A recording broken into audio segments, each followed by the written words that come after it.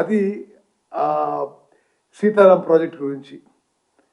Devadula project ఎన్నో ఏళ్ల నుంచి పురోగతిలో ఉంది, ప్రోగ్రెస్లో ఉంది. 10 ఏళ్ళు అధికారంలో ఉన్నా వీరు తెలుగుదేశంలో ఉన్నప్పుడు చంద్రబాబు నాయుడు శంకుస్థాపన చేసిన Devadula project central government funded project. అది 10 ఏళ్లలో కూడా దేవాదుల ప్రాజెక్టు పూర్తి చేయలే, పూర్తి ఆయకట్టు ఇవ్వలే. అక్కడ ప్రాణహిత చేవెళ్ల ప్రాజెక్టు అబాండన్ చేసి రాష్ట్రానికి నష్టం చేసిండు. ఇక్కడ రాజీవ్ దుమ్ముగూడెం ఇందిరాసాగర్ ప్రాజెక్టులు అబాండన్ చేసి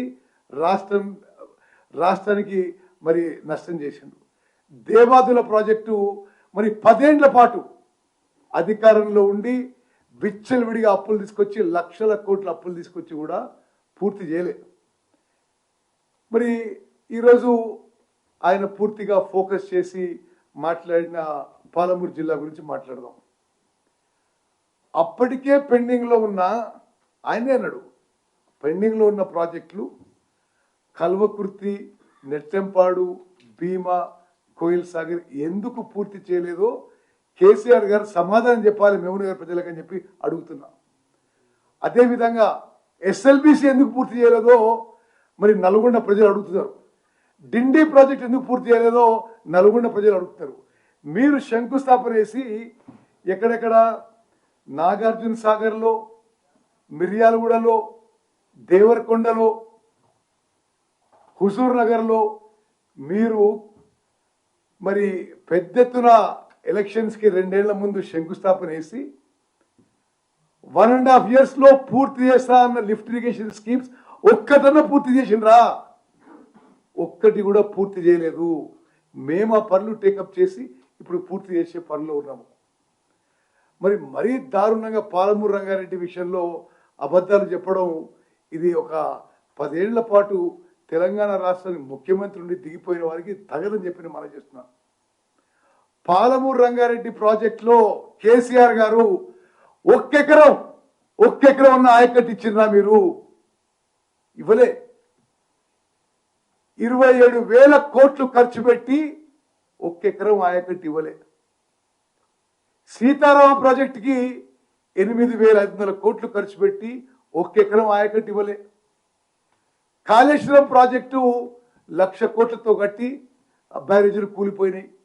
మరి ఇది మీది ఇరిగేషన్లో మీ స్టోరీ అంటే అది. ఆయనే ఆ పదం వాడు స్టోరీ అని. మరి పాలమూరు రంగారెడ్డి ప్రాజెక్టు గురించి ఇంకొన్ని విషయాలు చెప్పాలి. పాలమూరు రంగారెడ్డి ప్రాజెక్టు గతంలోనే కాంగ్రెస్ పార్టీ అధికారంలో ఉన్నప్పుడే 90 టీఎంసీలకి జీవో ఇవ్వడం జరిగింది.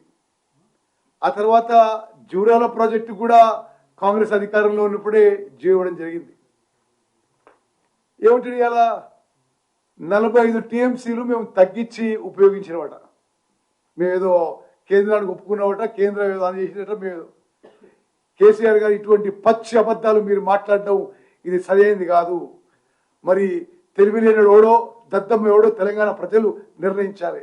నేను రాసిన 2 లేఖలు కూడా మీడియాకి రిలీజ్ చేస్తున్నా. వాళ్ళు ఏ విధంగానైతే జీవో ఇచ్చిండ్రో వాళ్ళు ఉన్నప్పుడు 45 టీఎంసీలు ఫస్ట్ ఫేజ్గా savings in minor irrigation first ఫేజ్గా ఆమోదం. మరి అదేవిధంగా మరో 45 టీఎంసీలు గోదావరి వాటర్ డైవర్షన్ విషయంలో మరో 45 టీఎంసీలు 90 టీఎంసీల కోసం మేము ఎప్పుడు కూడా కేంద్రంతో కొట్లాడినాం. మీకంటే కృష్ణా నదీ జలాలు రక్షించుకోవడంలో మేము చాలా సమర్థవంతంగా ముందుకు పోయని చెప్పి మనం చేస్తున్నాం. అది ఇరిగేషన్ మినిస్టరు ఇలా లెటర్ రాసిన చెప్పిండు. మరి ఆయన చదివిండో ఇంకో చదువుతారో కానీ ఇందులో స్పష్టంగా 45 టీఎంసీ మీరు మైనర్ ఇరిగేషన్లో సేవింగ్స్లో ఇవ్వండి, మరో 45 టీఎంసీ మీరు గోదావరి వాటర్ డైవర్స్ ఇవ్వండి మరి అని చెప్పడం. నేను రాసిన అన్ని లేఖల్లో కూడా వాళ్ళు ఇచ్చిన జియో మేరకే, ఏదైతే వాళ్ళు అధికారంలో ఉన్నప్పుడు ఆగస్టు 2022లో జియో ఇచ్చిండ్రో ఆ జియో మేరకే నేను లేఖలు రాయడం జరిగింది.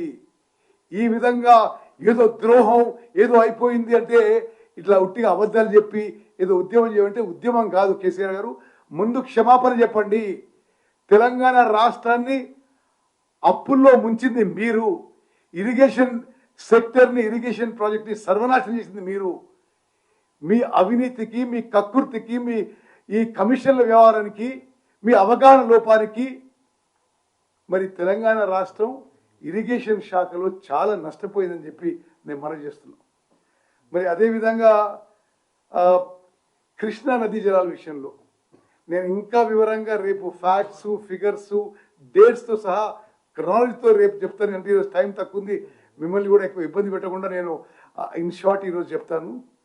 కృష్ణా నదీ జలాల్లో లిఖిత పూర్వకంగా ముఖ్యమంత్రిగా కేసీఆర్ గారు మీరు ఆంధ్రాకి 512 టీఎంసీలు ఇవ్వండి, తెలంగాణకి 299 సరిపోతాయని అపెక్స్ కౌన్సిల్ మీటింగ్లో మీరు ఒప్పుకున్నారా లేదా?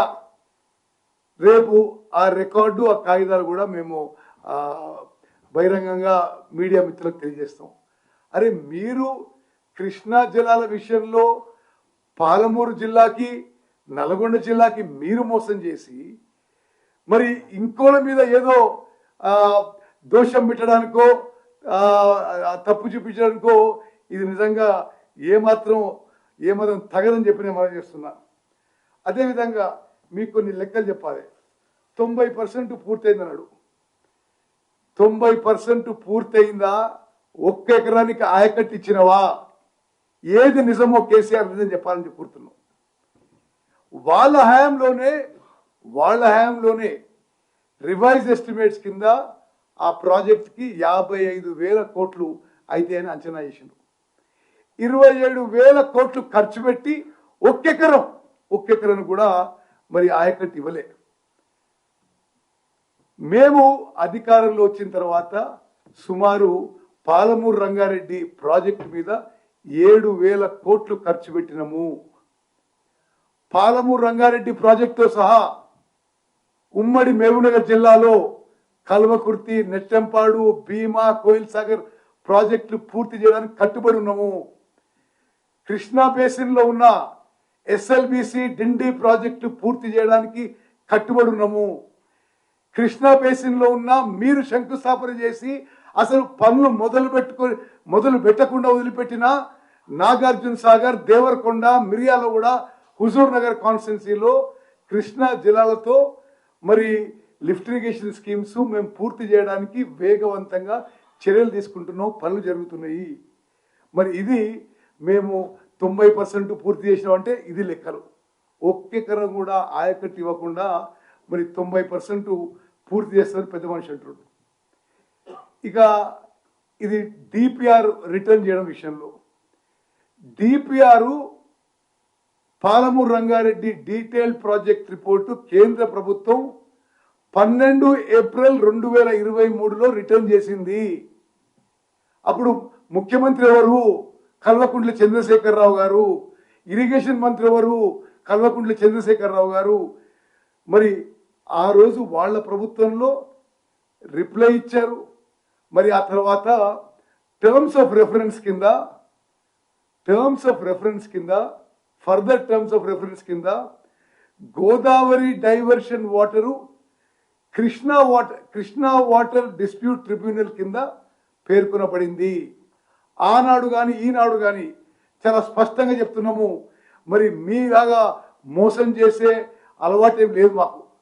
ఏదో స్లోగన్ కావాలనో, ఏదో డ్రామా చేయాలనో, ఏదో మేమే తెలంగాణకి మేలు చేసినామనో మరి చెప్పడానికి ఇటువంటి మోసపూరిత మాటలు ఆపేయాలి.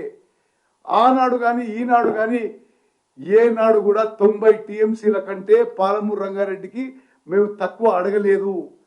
మీరు ఇచ్చిన జియోకి అనుగుణంగానే 45 టీఎంసీలు ఫస్ట్ ఫేజ్లో సేవింగ్స్ ఇన్ మైనర్ ఇరిగేషన్, 45 టీఎంసీలు మరి డైవర్షన్ ఆఫ్ గోదావరి వాటర్లు ఇవ్వమని చెప్పి అడగడం జరిగింది. అదేవిధంగా ఆ ఫర్దర్ 45 టీఎంసీ ఇప్పుడు కృష్ణా ట్రిబ్యునల్లో ఉన్నాయి.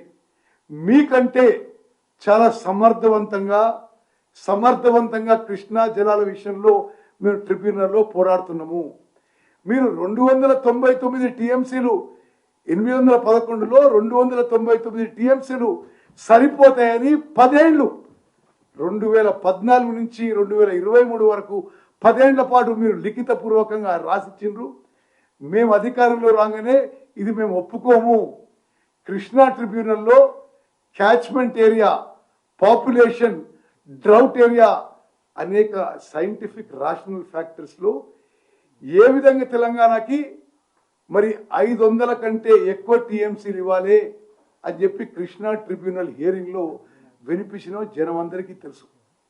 మేమేమో కృష్ణా నదీ జలాల్లో తెలంగాణ ఇంట్రెస్ట్, తెలంగాణ రైతాంగాన్ని కాపాడడానికి ప్రయత్నం చేస్తే మీరు మీ హయాంలో 512 టీఎంసీ మీరు ఆంధ్రాకి రాయించిన మాట వాస్తవమా కాదా? రేపు ఆ డేట్స్, ఆ ఫిగర్స్, ఆ డాక్యుమెంట్స్ రేపు రిలీజ్ చేస్తాను నేను. అదేవిధంగా ఆయన మరి నేనేదో 45 టీఎంసీ ఒప్పుకున్నట్టుగా అబద్ధాలు మాట్లాడుతున్నాడు. మీ జియోకి అనుగుణంగానే 45 TMC savings in minor irrigation and 45 TMC in Godavari river water usage అనేది ఆ విధంగా పేర్కొని తొందరగా క్లియర్ చేయమని చెప్పి నేను అదేవిధంగా కృష్ణా ట్రిబ్యునల్ హియరింగ్ కూడా తొందరగా పూర్తి చేయమని చెప్పి పదే కేంద్ర ప్రభుత్వం మీద ఒత్తిడి తీసుకొస్తున్నాము. నేను స్వయంగా బహుశా భారతదేశంలో ఏ ఇరిగేషన్ మినిస్టర్ స్వయంగా ట్రిబ్యునల్ రివర్ వాటర్ ట్రిబ్యునల్ హియరింగ్లో అటెండ్ కాడు. నేను స్వయంగా అటెండ్ అయ్యి మన అడ్వకేట్స్, లాయర్స్కి సరిగ్గా బ్రీఫింగ్ ఉందా, సమర్థవంతంగా వాదన వినిపిస్తుందా సూపర్వైజ్ చేయడం జరుగుతుంది. మరి కృష్ణా నది జలాల విషయంలో మాట్లాడుతున్నారు పెద్ద మనిషి. నేను ఇలా షార్ట్గా చెప్తున్నా, రేపు మొత్తం అంకెలు, డేట్స్, ఫిగర్స్ మరి అన్నిటితో రేపు విడుదల చేస్తే లేట్ అయిపోయిందని.